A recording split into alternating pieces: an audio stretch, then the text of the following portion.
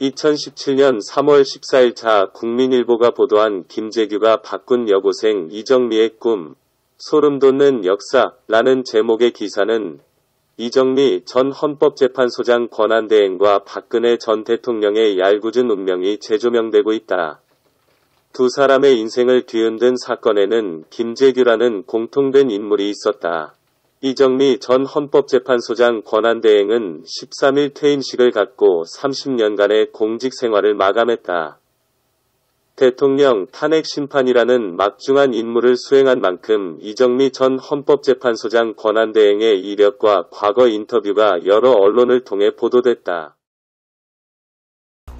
이고께서 박정희 대통령 각하 일행들을 살해한 사실이 있죠. 5.16 이후에 또 한 차례 혁명이 있었다. 뭐 자랑입니까 지금? 법정을 충고하는 겁니까? 저는 정치를 대국적으로 하십시오. 그렇게 하고 김경호 실장을 툭 쳐면서 각하 똑똑히 모시시오 이라고 권총을 뽑았습니다. 이 얘기를 다 끝마치도 못하고 이 버러지 같은 하면서 하면 첫발에 나갔습니다. 저와 해병대 출신이고 한 번 해병이면 영원한 해병이다. 과장님이 날 그만큼 신임을 했는데 내가 과장님 상관의 명령을 거역할 수가 있는가. 그중 네티즌들의 눈길을 끈 것은 이정미 전 헌법재판소장 권한대행이 법대에 간 이유였다. 이정미 전 헌법재판소장 권한대행은 2011년 7월 법률신문과의 인터뷰에서 본래 꿈이 수학교사였다고 말했다. 수학을 잘 하지 못했지만 좋아했다고 한다. 하지만 대학 입시를 앞두고 12.6 사태를 겪으며 법대에 진학하기로 마음을 바꿨다. 집 근처에서 과격한 시위가 일어났고 저나 친구들은 다 충격을 받았어요. 그런 사회 모습에 혼란스러워했던 것 같아요. 그러다 보니 우리가 모르는 뭔가가 있지 않나 하는 생각도 들고 어떤 방향이 사회가 올바로 가는 길일까 생각하다가 법대에 진학했습니다. 1979년 10월 26일 김재규 중앙정보부장은 서울 궁정동 중앙정보부 안전가옥에서 박근혜 전 대통령의 부친인 박정희 전 대통령을 시해했다. 이 사건으로 법조인의 길을 택한 이정미 전 헌법재판소장 권한대행은 30여 년 후 박근혜 전 대통령의 파면을 선고했다. 네티즌들은 김재규에서 이정미 전 헌법재판소장 권한대행으로 이어지는 역사의 흐름이 소름 돋는다는 반응이다. 온라인 커뮤니티에는 소설 같은 이야기다. 그렇게 역사는 연결되는구나 등의 감탄이 줄을 이었다. 김재규는 유언에서 대한민국 민주주의의 영원한 발전을 빌었다. 이정미 전 헌법재판소장 권한대행은 퇴임사에서 비록 오늘은 이 진통의 아픔이 클지라도 우리는 헌법과 법치를 통해 더 성숙한 민주국가로 나갈 수 있을 것이라 믿는다. 고 강조했다. 우리가 사랑하는 민주주의의 요체는 자신의 생각과 다르더라도 다른 사람의 의견을 존중하는 데 있다고 믿습니다. 이제는 분열과 반목을 떨쳐내고 사랑과 포용으로 서로를 껴안고 화합하고 상생하길 간절히 바랍니다. 이와 같이 예전에 수많은 이슈와 얘기를 만들었던 이정미 판사와 관련된 기사가 인터넷을 뜨겁게 달구고 있다. 왜냐하면 경영권 분쟁에 휩싸인 금호석유화학이 이정미 전 헌법재판관, 현 법무법인 로고스 상임고문 변호사를 사회이사로 영입을 추진한다는 기사가 나와서다.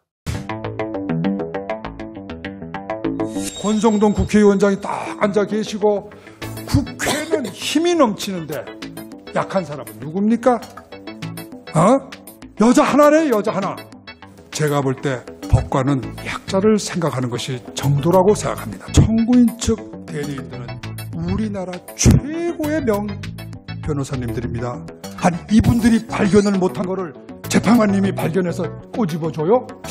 그건 뭐 조금 과하신 거 아닙니까? 저는 그거는 오해에 따라서는 청구인의 수석 대리인이 되는 거예요. 그렇게 하면 법관이 아니에요. 이거는 변호사님, 분명히 근데 말씀이 조금 지나치신 것 같습니다. 잠깐만요. 조금 예, 언행을 죄송합니다. 조심해 주시기 바랍니다. 제가 수석 대변인이란 말씀은 감히 이 자리에 하실 수가 없으시죠. 그렇게 오해될 수 있다는 뜻입니다. 그 속으로 그렇게 그러면 오해하셔도 그거는 고치겠습니다. 수석 대변인 아니십니다. 그리고 죄송합니다. 잠깐만요. 그냥 재판관으로서 좀 지나치시다 이런 뜻으로 김평호 정정하겠습니다. 김평호 변호사님, 그렇지 지금 않습니까? 저희가 굉장히 모욕적인 언사에 대해서도 그리고- 굉장히 참고 진행을 하고 있었습니다. 그런데 지나치십니다.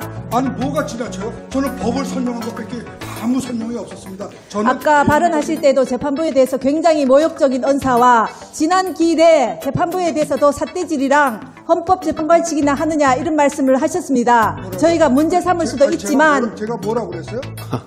녹음이 다 되어 있습니다. 그 그래요. 부분은. 녹음을 다 틀어보시죠. 그럼 제가 뭐라고 그랬습니까? 품격 있게 재판이 진행되도록 협조해 주시기 바랍니다. 이 사건이 일반 사건이 아니지 않습니까?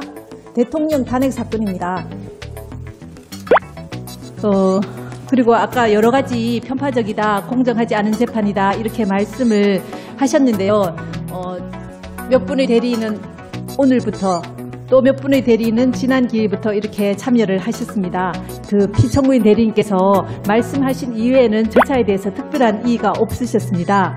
그만큼 저희 재판이 공정하게 또 저희로서도 최선을 다해서 진행하기 위해서 노력해 왔다는 것은 이 법정에 계신 청구인 대리인이나 피청구인 대리인 그리고 방청객 여러분, 온 국민이 지금 동영상으로 다 보시고 계십니다. 그 부분에 대해서 그렇게까지 재판부에 대해서 모욕적인 언사를 하신 것은 조금 저희 재판부로서도 매우 유감스럽습니다. 2021년 6월 22일 자 뉴시스 보도 금호석유화학 ESG 경영 첫 단추 이사회 내 세계위원회 출범 기사에 의하면 그 내용은 금호석유화학은 2021년 이사회 내 신설된 ESG위원회 내부거래위원회, 보상위원회 출범을 공식화하고 본격적인 활동을 시작한다고 6월 22일 밝혔다. 이날 금호석유화학은 이사회를 열어 지난 3월 정기주주총회 결과에 따라 이사회 산하위원회를 설치하고 각 위원회별 인원 구성, 권한 및 운영에 관한 세부 규정을 제정했다. 각 위원회의 위원장은 모두 사회이사가 담당해 위원회 운영과 의사결정의 독립성을 높이기로 했다. ESG위원회는 박순애 최도성 이정미 사회이사와 백종훈 사내이사 등 총 4인으로 구성되며 위원장은 박순애 사회이사가 맡는다 했다. 내부거래위원회와 보상위원회는 3인 이상의 이사로 구성되는데 전원 사회이사 중에서 선임된다. 내부거래위원회는 계열회사 및 특수관계자 거래의 이해상충을 감시하고 거래의 투명성을 제고하는 역할을 담당한다. 이정미, 정용선, 황희석 사회이사 등 총 3인으로 구성되며 위원장은 이정미 사회이사가 맡는다 했다. 보상위원회는 경영진의 보상이 성과와 연동되도록 하고 이사 보수 결정 과정의 객관성과 투명성을 확보하는 역할을 수행한다. 이재경, 박순애, 정용선 사회이사 등 총 3인으로 구성되며 위원장은 이재경 사회이사가 맡는다 했다. 금호석유화학은 지난달 박찬구 회장의 대표이사와 등기이사직 사임을 발표하며 이사회 중심의 경영체제로 전환을 선포했다.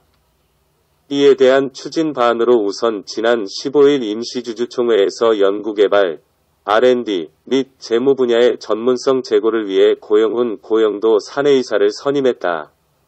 이어 이날 이사회에서 의원회 내 ESG위원회, 내부거래위원회, 보상위원회 3개 위원회의 본격적인 활동을 공식화하고 지속가능 경영 체계를 수립하기 위한 기반을 다진다는 계획이다. 라 했는데 그동안 너무 잊혀 지내고 있던 이정미 변호사라 과연 무슨 내용인지 궁금증을 자아냈다. 현재 이정미 변호사는 박근혜 전 대통령 탄핵 심판 당시 헌법재판소장 권한대행으로서 파면 결정을 내린 적이 있어서 많은 사람들이 주목하고 있는 인물이기를 때문이지 학교로 가서 학생들을 가르칠 것인지 아니면 변호사를 통해 사회공헌을 할 것인지 많은 사람들이 관심을 가졌지만 현재는 변호사로 활동을 하고 있던 중이었다. 아무튼 이래저래 사회적으로 많은 이슈와 관심을 가지고 있는 이정미 전 헌법재판관이 어떠한 결정을 하게 될지 정말로 궁금하고 경영권 문제 해결 및 노동조합의 정의를 위해서 일반 사기업에 들어가 자신의 역할을 할지 아니면 역사의 심판과 함께 그의 운명도 우리들은 지켜봐야 할 것 같다.